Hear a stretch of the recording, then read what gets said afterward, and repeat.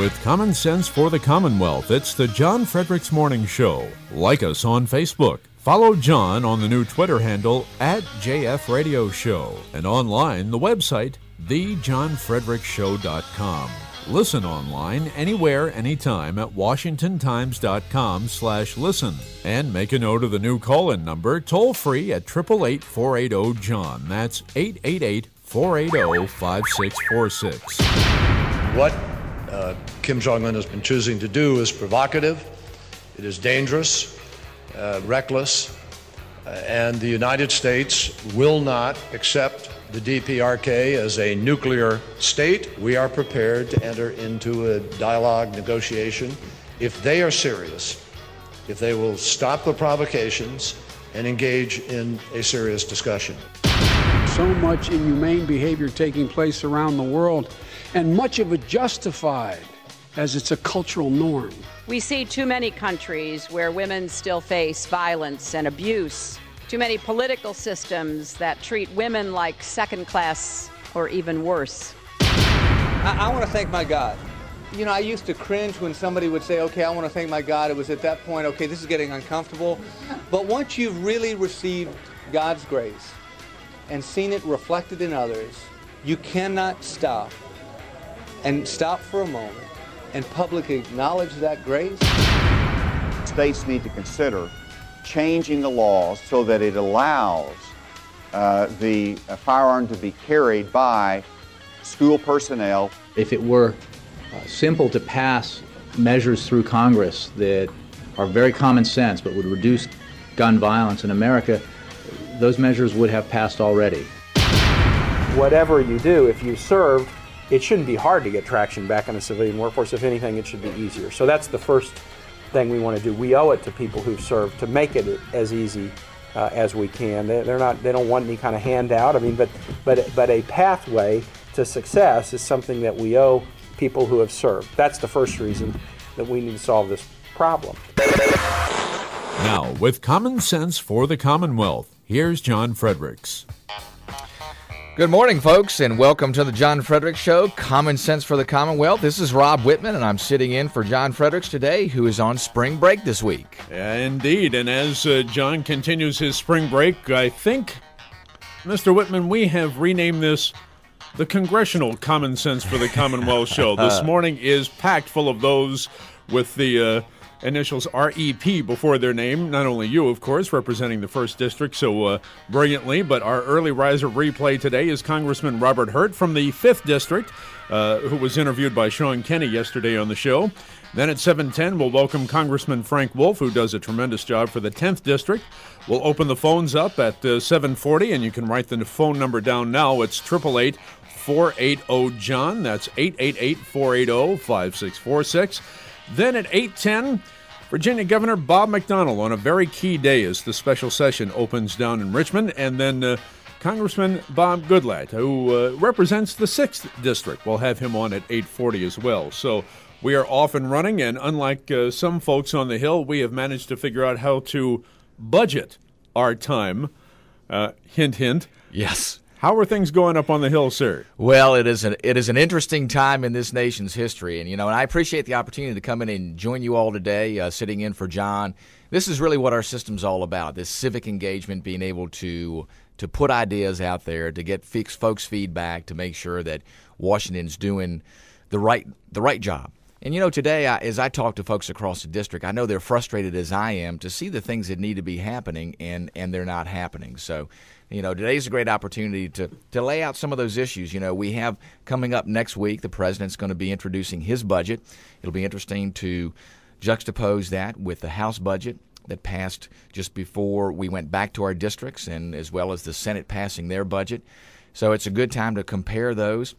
As you know, this is the first time in 4 years where both houses have passed a budget. As you know, for the previous 4 years, the Senate hasn't passed a budget, and you can't come to conclusion on a budget without both bodies passing a budget. So that's a good first step this year. And quite frankly, I think I have that date ingrained in my head, April 29th, 2009. It's nice to finally get past all that and actually get down to doing the people's business in a responsible way, as you say. It is. It's critical. And, prior to that, as we debated The debt ceiling, one of the elements of increasing the debt ceiling in the short term was a provision there called no budget, no pay.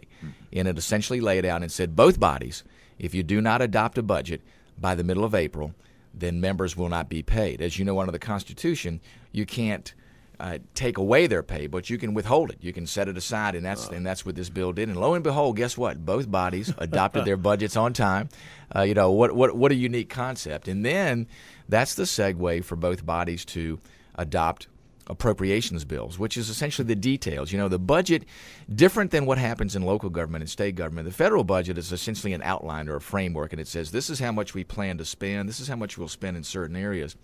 And then the appropriations bills are adopted based on that framework. So then you get into the details about, well, what do we spend on defense? What do we spend in other areas of the federal government? So that will be coming up in the weeks to come as the appropriations committees talk about that. And later today we'll hear from Congressman Frank Wolf, who serves as subcommittee chair on one of those appropriations subcommittees. So I'm sure he'll talk to us a little bit about what they expect in the weeks to come. Now, a lot of people think that there's a continuing process of kicking the can down the road as each fiscal quote unquote, and you can't see me using air quotes on radio, but fiscal emergency deadline looms. But we're set to go until September 30th, the end of the fiscal year at least. Now, what can be done at this point to essentially reduce the impact of what's happening under sequestration? Are there immediate appropriations that can be done or line items that can be tackled here as we move through the summer? Well, essentially the continuing resolution took up most of the most pressing issues in national defense. Now, there's still some gaps there with the sequester, but what happened with the continuing resolution is it allowed money to be moved in to specific areas within the defense budget that without that would be lacking the dollars to do the basic functions of our Defense Department. So it fixed about 2/3 of the issues that are out there. The remaining 1/3 is still based on the sequester in making these cuts across the board in these indiscriminate ways. So it still leaves some issues for us to address. The question is how do you do that in this short period of time without another budget bill mechanism? What has passed in the budget that came out of the House was to replace those sequester dollars. So those dollars would propose to be replaced in 2014. That still leaves us, though, the rest of this year to figure out, what do we do to try to bridge those gaps. There's some talk about the back and forth with both the House and the Senate and how we address the budget and maybe some opportunities there. But for the most part, unless there's a specific bill that says this is what we'll do to backfill the sequester, there's not anything on the immediate horizon for that. And, of course, with that are some of my deep concerns about where does that leave us with our military. And to put it in perspective, and I was just talking with some folks yesterday, and someone says, well, the U.S. spends more than the top 40 nations combined.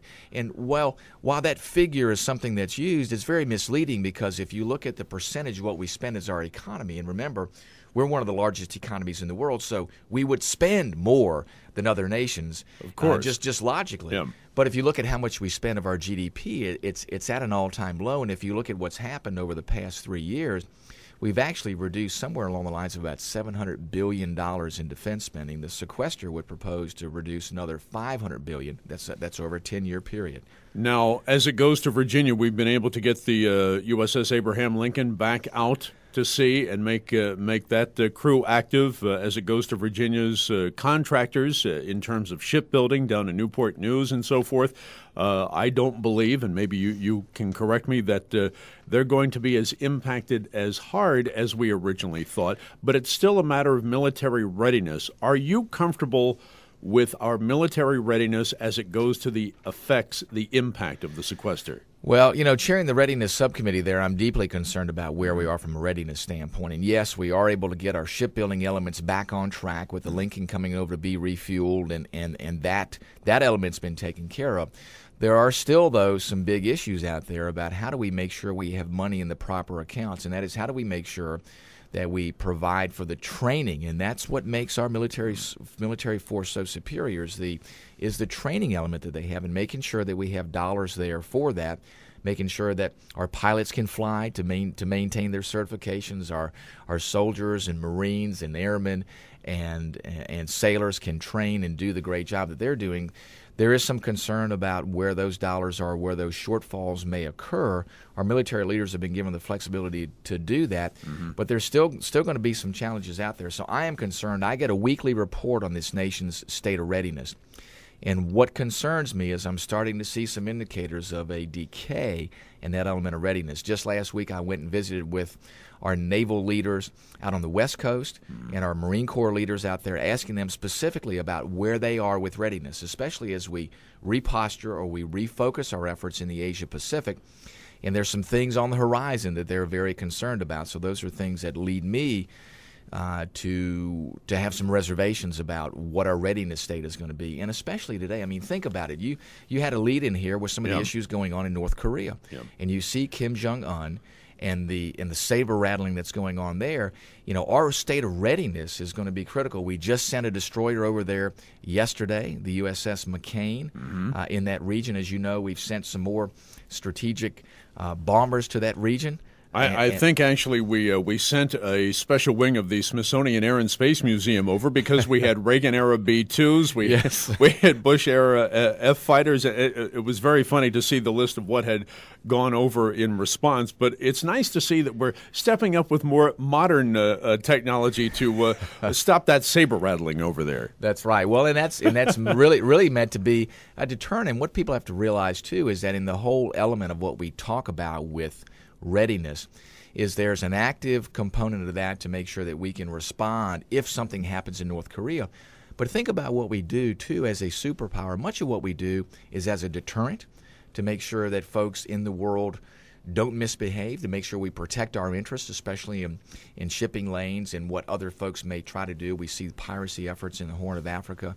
But another important element of that also is the humanitarian efforts that we partake with around the world and the goodwill that generates with countries. I had an opportunity to visit Japan and meet with the governing officials in Japan, and they were so appreciative about what we did there during the tsunami effort, and we couldn't have done that without the military that we have and the presence that we have there in Japan. So. You know, it's funny, when people talk about scaling back foreign aid, they don't remember the fact in their arguments that we are probably the most benevolent country in the world, and a lot of that is humanitarian. Of course, in Afghanistan, 97% of their GDP happens to come from foreign aid, but outside of that, when you talk about tsunami and hurricane relief and so forth, and feeding a lot of countries essentially through both front and back channels. But as it goes to the foreign aid budget, could we scale that back a bit to help our own causes here at home?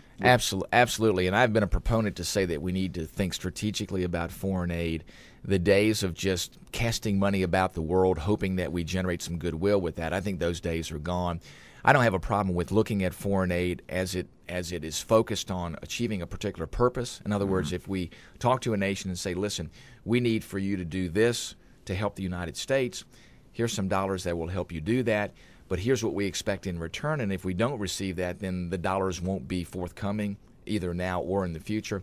And we haven't done that in the past. It's been the casting of dollars with the hope that something good happens, and we just don't have the luxury of doing that these days. And while our foreign aid budget is not that big, it's the symbolism of those dollars going over and what we expect from those dollars, and as you said, the budget issues we deal with here and the scarcity of dollars here that I think really forces us to focus and say, listen, we need to pare back foreign aid, and when we do put foreign aid out there, it needs to be with a certain outcome in mind, and that we have to see that outcome, and that has to be a measurable outcome. In other words, these are the objectives we want that country to obtain. As John continues his spring break, we have renamed the show for the day Congressional Common Sense for the Commonwealth. We are joined by guest host Rob Whitman, who beautifully represents the 1st District here in Virginia. More on the way in a short 90 seconds. It is now 6:24, Common Sense News Time on The John Frederick Show. Hi, I'm Mike Watson, president of CatLab, Accredited Calibration Laboratories. If your job is to ensure the integrity of instrumentation in your facility, you know the importance of a reliable calibration lab. Your company is serious about quality and compliance and relies on your expertise for both. So when it comes to the accuracy of your test equipment, you can rely on us. CatLab is accredited, prompt, and local, and since 1989 has partnered with manufacturers around the globe. Built by technicians for technicians. Visit CatLab at catlab.net. Courage. It's what separates those with experience, convictions, and fresh ideas from lifelong politicians who say one thing and do another. My name is Jean Marie Davis, and I am a candidate for Lieutenant Governor of Virginia. Both in the House of Delegates and the state Senate, I defeated the Democrats in a heavily liberal-leaning district in Fairfax County by taking bold, courageous positions and solving intricate legislative problems, all while maintaining a 100% pro-life and pro-business voting record. A member of Governor McDonald's cabinet, I directed his Washington office where I worked to make sure that directives from Washington never infringed upon Virginia's states' rights. I am the most electable conservative candidate for lieutenant governor and will add strength and diversity to the ticket with Ken Cuccinelli and would truly appreciate your support. Please go to my webpage at jeanmarie4lg.com. That's jeanmarie, the number 4lg.com for more information and to sign up to be a convention delegate. I'm Jean Marie Davis, a candidate for Lieutenant Governor, and my campaign paid for this ad.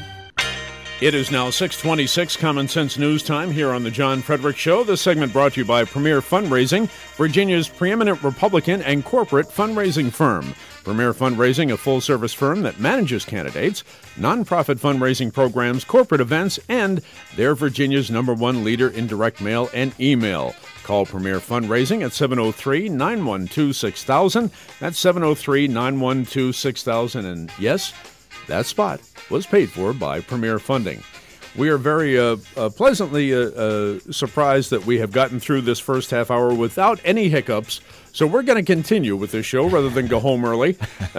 We're joined by guest host Rob Whitman, who represents the 1st District. And as it goes to the budgets, the House budget, the Senate budget, and whatever President Obama brings forth, I think, on April 10th, I'm very interested because it's kind of a closed society when you get into the conference process, the conference process to bring the two budgets together. Can you give us some insight about how that happens? Sure. Well, as you know, the way the process is set up is when you have two competing bills from both bodies, in order to get something passed, the bodies have to work out their differences, and the budget is a great example of that. Both budgets pretty different. Lots of different elements there, obviously both on the revenue side and on the spending side. The idea is to try to bring those differences together and see if you can find common ground to put something out that both bodies can again vote on and potentially adopt. What happens in that process is the leadership from both bodies, the leadership from the Senate and the leadership from the House, will appoint conference committee members. Normally they are from the committees that oversee that particular bill. So obviously it would be members from the Budget Committee.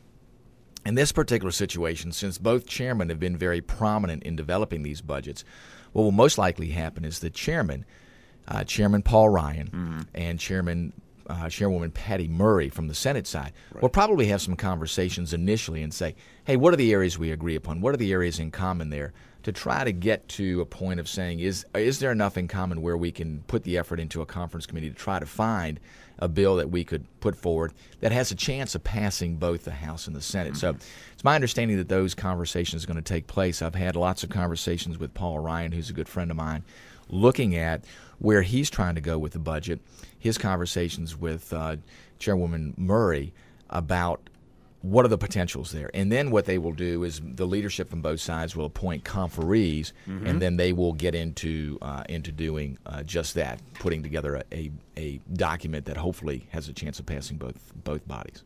Excellent. Coming up on half past the hour here on the John Frederick Show, we will continue with our guest host, Rob Whitman, the congressman from the 1st District. Here on the John Frederick Show, our window on the weather is brought to you by Soft Touch Dental Care. BestInSmile.com is where you need to reach out. 43 degrees and clear this morning with highs staying in the low 50s midday in Virginia Beach at WHKT. 32 degrees, a clear, cold day in the Commonwealth capital. Highs in the mid-50s for Richmond and Central Virginia at WLEE. 37 degrees, clear and chilly with highs only in the low 50s today in Lynchburg and Roanoke at WBRG. And 35 degrees with highs in the upper 40s to low 50s here in the nation's capital at our flagship station, WTNT. On the way for us, our early riser replay with Congressman Robert Hurt. Common Sense News Time now coming up on 6:30. Now, Commonwealth headlines with our own Ken Johnson. Good morning, Ken. Good morning, Representative Rob Whitman. Good morning, Steve. Good morning, everybody. Virginia State Police say 2 people have been arrested for allegedly starting a fire in an abandoned home Tuesday night and are believed to be responsible for most, if not all, the arson fires that have plagued the Eastern Shore in the past 5 months. 40-year-old Tanya Susan Bundick and 38-year-old Charles Smith III are being held without bond in the Accomack County Jail and are scheduled for arraignment today. Smith, who went by Charles Applegate, was a captain with the Taisley Volunteer Fire Department several years ago. Friends and neighbors said Bundick was unemployed. There have been 77 confirmed arsons since November and 2 attempted arsons. About 160 members of the Virginia National Guard are being deployed to Afghanistan. The members of the Emporia-based transportation company will participate in a departure ceremony today at Greensville County Elementary School. The Guard members will train at Fort Hood, Texas for about 45 to 60 days and then deploy to Afghanistan for a year. While in Afghanistan, the transportation company will conduct transportation support operations. When state legislators return to Richmond today to deal with the governor's amendments and vetoes, they're also planning on filling some vacant judgeship slots. The state has frozen the number of vacant judgeships for several years to save money. The budget amendments this year include money to fill some of those vacancies, and Governor Bob McDonnell proposes to fund an additional judgeship in the 15th District, which includes Fredericksburg, Stafford, King George, Westmoreland, Caroline, Lancaster, and Spotsylvania, because that district has a high caseload. A new University of Mary Washington Center for Leadership and Media Studies poll shows Senator Mark Warner with a sizable lead over Virginia Governor Bob McDonnell in a hypothetical race for the U.S. Senate seat currently held by Warner, who has said he will seek re-election. Warner received 51% to McDonnell's 35%. Pollsters say that while Governor McDonnell remains popular with Virginians with a 52% job approval rating, most would prefer Warner to keep his Senate seat. McDonnell, by the way, has not indicated any interest in running for the U.S. Senate. Governor McDonnell will join several other governors in China next week for the U.S.-China Governors Forum. McDonnell has said that he will embark on a new economic development trip to China and Japan this month after spending a few days in California working to lure businesses to the Commonwealth. It will mark McDonnell's 8th international trade trip since taking office in January 2010.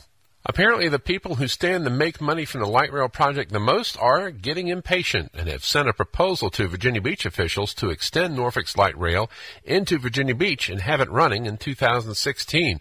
The city has been undergoing a study process to obtain federal funding to extend the light rail, with operations to begin in 2020. The new proposal would extend the system 5 miles to Rosemont Road and would be operational by 2016. The funding method has not been identified. City staff will review the proposal and report back to City Council. The proposal came from a group that includes former Hampton Roads Transit President and CEO Philip Schuchert, as well as major contractors and consultants on the Norfolk system. A Hampton Roads Transit consultant has previously estimated it would cost more than $800 million to extend light rail to the oceanfront. State and local news brought to you by the Chris Weaver Real Estate Team, your Virginia real estate leader, recognized by the Wall Street Journal as a top 100 team of all real estate teams across the country. Buying, selling, or leasing, get it done right by the people that do it right. Chris Weaver, chrisweaver.com, KRISweaver.com. With common sense for the Commonwealth, it's the John Fredericks Morning Show. Like us on Facebook. Follow John on the new Twitter handle @JF Radio Show. And online, the website, thejohnfredericsshow.com. Listen online anywhere, anytime at washingtontimes.com/listen. And make a note of the new call-in number, toll-free at 888-480-JOHN. That's 888-480-5646. Now, with common sense for the Commonwealth, here's John Fredericks.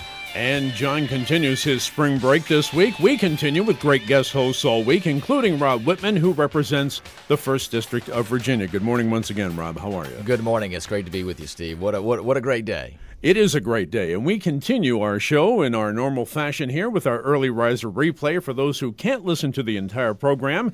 It's brought to you by Paradigm Law PLC, helping Virginia homeowners prevent foreclosure.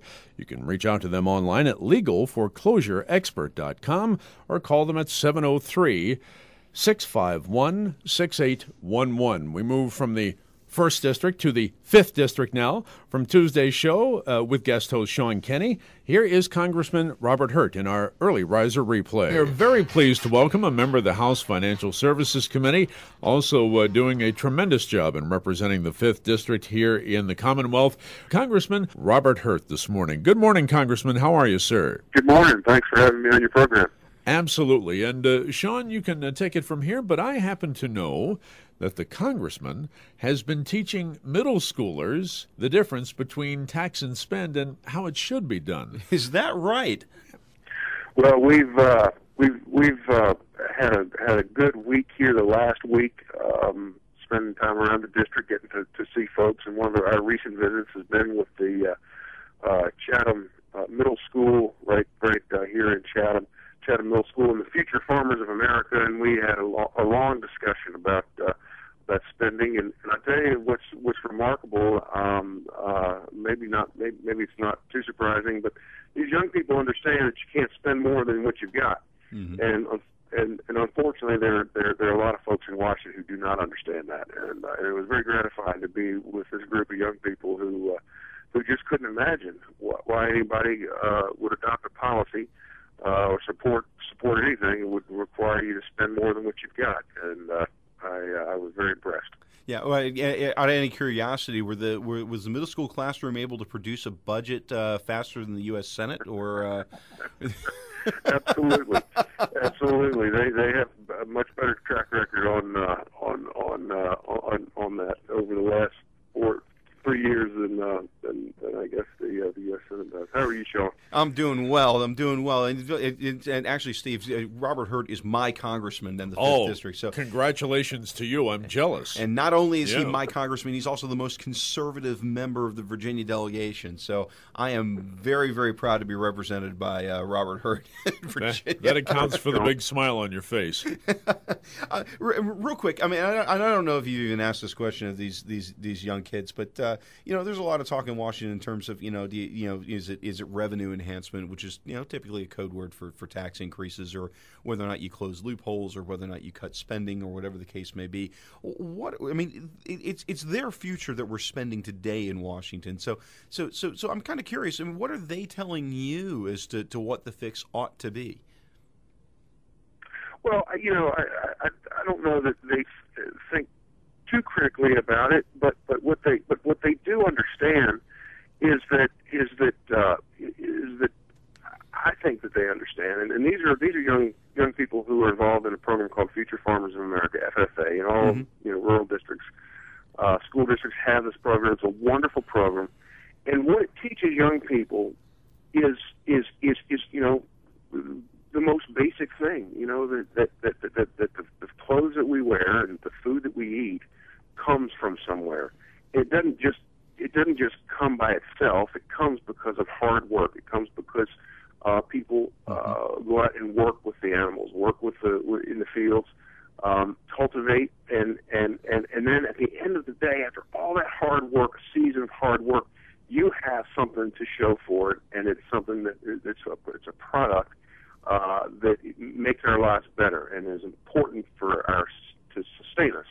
They understand that, and they understand that that's what drives things. And maybe they don't say it the way we say it, but on a political program. But they understand that that's what creates what we need. It's not, they can't. The idea that some government bureaucrats in an office in Washington can create that or creates that is sort of silly.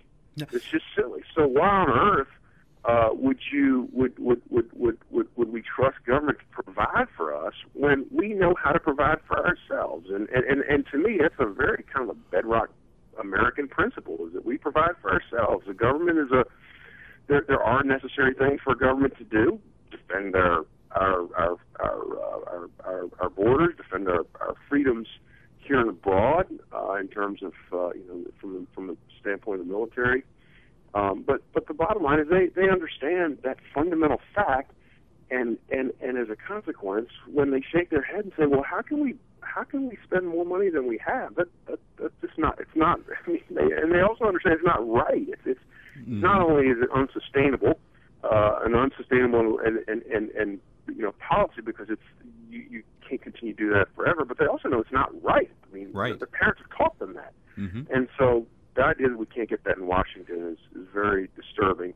But it's also, and I find this in this job, which is not always enjoyable, but one of the enjoyable things is, when you talk to these young people, it does give you hope that not all, that we really do have young people that are coming along that do understand. Absolutely. Absolutely. Congressman Hurt, not only what the government does affects us, but as you pointed out so rightly in a column you released yesterday, it's what they don't do that causes budget uncertainty and regulatory uncertainty. Can you talk a little bit more about that, sir? That was a great column, by the way. Well, thank you. One of the things that we find, and this past week we spent time across the district meeting with business leaders and local elected officials who, by the way, balance their budgets, of course, and in many ways have to. Sean understands this, and they have to grapple with the irresponsibility in Washington and what happens when we have an unsustainable policy. Then all of a sudden you have to make changes that have effects at state level and local level, and so. When you have these wide swings in policy in Washington, obviously that has a tremendous effect on not only those who count on funding, for instance, at government levels, but more important, folks in business who can't plan when they have a tax code that's completely dysfunctional and up in the air, as it was to a much greater extent prior to the fiscal cliff. Folks that can't plan because of the sequestration issues and uncertainty surrounding that. Probably the most, I think, the most destructive uncertainty comes out of the regulatory process, mm-hmm. By which businesses can't plan for policies that for instance, Dodd-Frank, which is thousands of pages of a bill, dozens and dozens and dozens of quote rulemakings have not been. The law's been passed for 3 years, and there are dozens and dozens and dozens of rulemakings that are still up in the air. And these banks don't, banks and community banks, Main Street banks, small businesses that depend on those banks, they can't function efficiently when they don't have any idea what the rules are going to be. They know what the law is, but they don't know what the rules are going to be and how they will affect them. And that's the kind of thing I think that really does hamper job growth, because nobody who is facing that is going to say, "Hey, I'm even though I don't know what the rules are going to be, and I should hold back, perhaps even plan for another compliance officer." In our bank, we're going to forge ahead and hire new employees. That's not how it works. They just sit on their cash if they have it. Yeah, and you talk about regulations, and obviously the 5th District of Virginia is very rural, very agricultural in most places. You talk about there was an article the other day that was actually talking about small farmers and the sort of pain that they're under, not just from the increased cost of gasoline, but you're talking about the EPA regs and even the Commonwealth of Virginia, DEQ, and some of the stormwater regs that we're dealing with there, and how that's really pressuring small farmers to sort of give up to sort of a big agro sort of thing. I know you're sitting there talking with Future Farmers of America. I mean, tell me what the state of agriculture is in Washington, and obviously the concerns of these small farmers better than anyone. How bad is it for the folks Northern Virginia, Richmond, Hampton Roads that really don't understand how bad that really is, and what sort of pressures our small farmers are really under? I mean, talk to me a little bit about that. Well, a story that has always stuck with me, the story of an encounter I had a couple of years ago. It sticks with me, and it's a story of visiting with a man, a farmer in Nelson County, who has a nursery and an orchard, been growing fruit for generations, literally generations. There are 3 generations currently working on the farm. I mean, it's in many ways it is a defining American story. The idea that these folks have been here for generations and are still working, producing the finest Virginia products. Mm-hmm. And he walked through with me the different regulatory agencies that he has to report to on a daily, on a weekly, on a monthly basis. The EPA, the Corps of Engineers, the Department of Transportation, the Department of Tax, the USDA, the FDA. He went through just an alphabet soup of the number of agencies that he has got to deal with, state and federal. It's a dozen or more of these agencies, all well-meaning, but each one is requiring him to submit time. It's adding cost to his product. Many times he's having to pay for licenses and so forth. And he said, Mr. Hurt, he said, all I'm trying to do is grow peach. That's all I'm trying to do. But I've got to answer to 12, 15 different government agencies about the process the process, and I think it's a great example of exactly what's happening to agriculture. And look, I come from a part of Virginia where manufacturing was huge, textiles huge. We had the finest fabrics, finest textiles, finest furniture, competed, that was sold all over the world. And we know what has happened to manufacturing in rural Virginia and rural North Carolina and Southside Virginia. Those jobs are gone. Mm-hmm. Those jobs are gone because the weight of labor policy, environmental policy, of tax policy, the weight of all those things on those businesses finally was too much. And we know where those jobs went. And what this farmer says is you can keep putting stuff on us if you want, but what you're going to end up doing is end up buying all your food and all your and everything that sustains us currently on American farmland.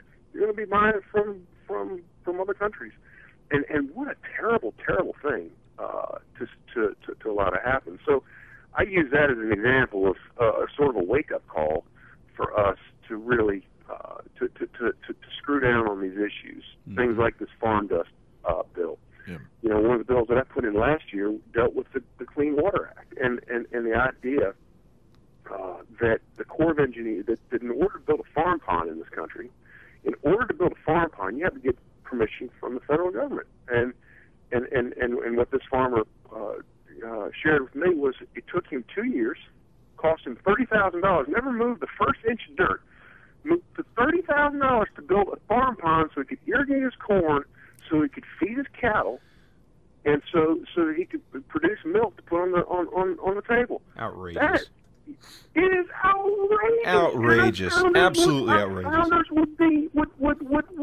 would just not know what to say. You can't think of anything. They wouldn't be able to do it. You can. It's analogous to what's going on in California still in the Central Valley there, where they won't turn the water on for irrigation. They'd rather divert it to freshwater uses in other districts and not let the people who actually had that water run through their area not use it for what has been called the fruit basket of the West there. So, Congressman Hurt, in the time we have, a lot of people know that you are on the House Financial Services Committee, and besides the idea of repealing it, can you give us an idea of how financially we can adjust what we have been saddled with the Affordable Health Care Act, Obamacare? Well, looking at the experience of the Financial Services Committee, I think is helpful because, of course, we got saddled with Dodd-Frank, which is going to reduce choice.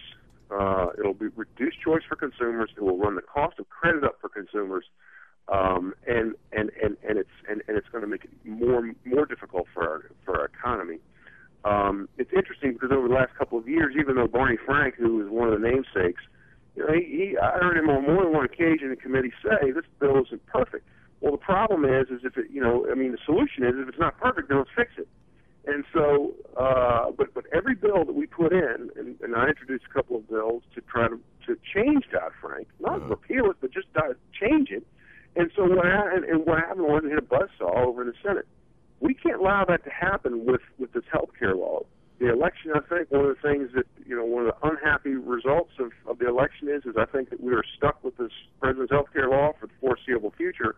But good grief, I mean, the fallout that is and will come out of this bill, the unintended consequences that are revealed on a regular basis, I just hope and pray that the folks in the Senate will be reasonable in terms of dealing with those consequences, because they are real. They're going to hurt people. There's some things that we can't fix. I mean, the overall principle of it, we can't fix unless the president has a change of heart. Yeah. But there are things we ought to be able to do to try to minimize some of the effects, and I hope that they'll be reasonable as we go forward. That's the only thing we can hope for. Always a pleasure to speak to you, and we hope we can do that again soon. Thank you, gentlemen. I always appreciate being on your program. There you go. From the 5th District, that is Representative Robert Hurt, who is on the House Financial Services Committee. Hello to my buddy Joe Pender on the staff over there. And we are with our guest host this morning, Rob Whitman, who represents the 1st District. And I was very surprised to hear that there isn't really a way to defund line by line the Affordable Health Care Act. And we're looking at probably 7 million people being affected here, losing employer-provided insurance because of the impact of this bill. I think the impacts of this bill are much greater than what anybody anticipated. And I've heard from folks in the district, especially small businesses, that still struggle because they can't figure out what this means to them. They understand intuitively that it's going to mean increased cost, and for many of them, they are instinctively saying, well, I've just dropped coverage for my employees and let them go into these exchanges. And for the employees, it's very unsettling. At the end of the day, what is appearing to come out of this is increased cost across the board for people trying to gain health care. And if we talk about access is not achieved by increasing cost there. If you can purchase insurance but you can't afford to purchase it, to me that's as troubling as being denied because of a pre-existing condition. So there are a lot of issues there with this as we hear and as more of this unfolds, and the uncertainty that's there, and even the administration not having certainty in what's going to happen with regulations, how the nuances of this law are going to unfold, I think are going to be very, very problematic. In fact, I think as 2014 approaches, you're going to find more and more problems with this, and again, more things that we as Congress need to address. What we can do is to look at those elements that are problematic and try to deconstruct it like that. Now, obviously, the House has on multiple occasions looked to do away with the Affordable Care Act, looking to defund it in total, but we're going to have to look at other ways to address the issues. And that's something we can talk about with our listeners. We're going to open the phones with Congressman Whitman here in the next segment at 7:10. So get your well-manicured speed-dialing fingers ready for 888-480-JOHN. That's 888-480-5646. And we'd be more than happy to take your calls. Coming up on the remainder of the program as well, we have Congressman Frank Wolf at 7:40. The governor, Bob McDonnell, will be with us at 8:10. And then Representative Bob Goodlatte will be with us at 8:40 here on the John Frederick Show, where it is coming up now on 6:59. Stay with us. Your local news, weather, and traffic at the top of the hour coming up here on the John Frederick Show.